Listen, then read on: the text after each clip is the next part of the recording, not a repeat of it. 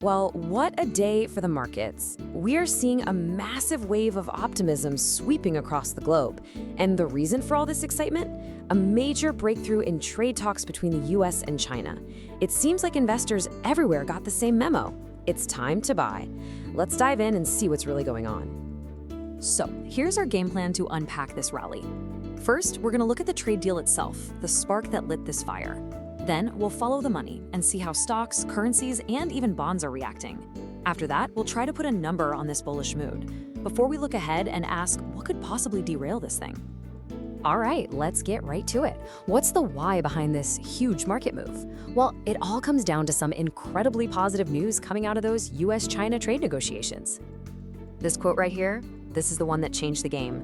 When the US Treasury Secretary came out and said the threat of 100% tariffs is officially off the table, that was huge. It was like this giant storm cloud that's been hanging over the market for months just vanished.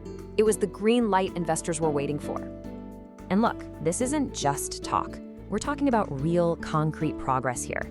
They found common ground on really tricky stuff like shipping taxes and export rules. And this is a big one. China has agreed to buy substantial amounts of US soybeans. Plus, they're even making headway on other issues. This all builds a really positive runway leading into that big presidential meeting in Korea. So, with this massive piece of good news on the table, the next logical question is, okay, what did the market do with it? As we're about to see, the reaction in the stock market was fast and it was powerful. And let me tell you, this is a global party. It's not just a US story. Just look at Japan. The Nikkei 225 just blew past 50,000 for the first time ever.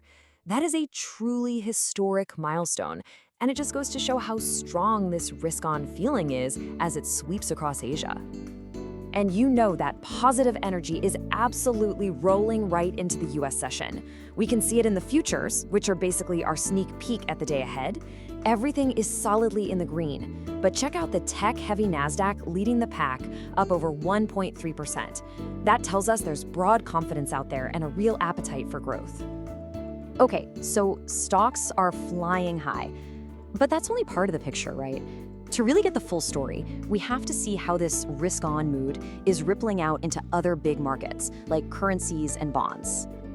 What we're seeing in the currency world is textbook risk-on behavior. Think about it. When everyone's feeling good and optimistic, they aren't hiding their money in safe places like the Japanese yen. Nope, they're putting it to work. And that's exactly why we're seeing the yen weaken while the US dollar is gaining some strength.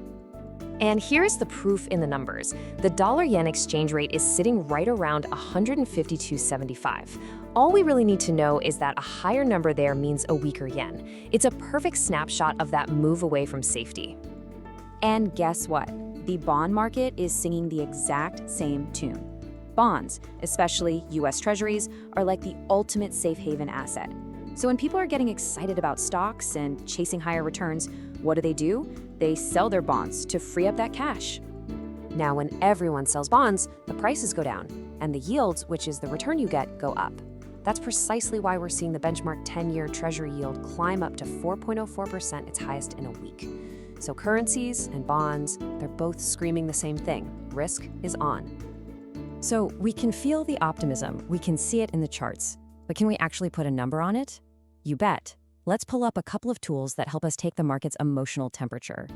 First up is the Fear and Greed Index. It's a really neat tool. It basically looks at 7 different market signals, everything from how fast stocks are moving to what's happening in the junk bond market, and it boils all that data down into one simple score from 0 for extreme fear up to 100 for extreme greed.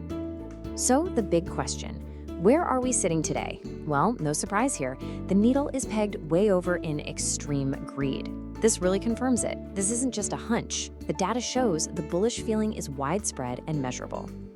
All right, our next tool is a bit more specific. It's the CME FedWatch tool. Now, this one doesn't measure general emotion.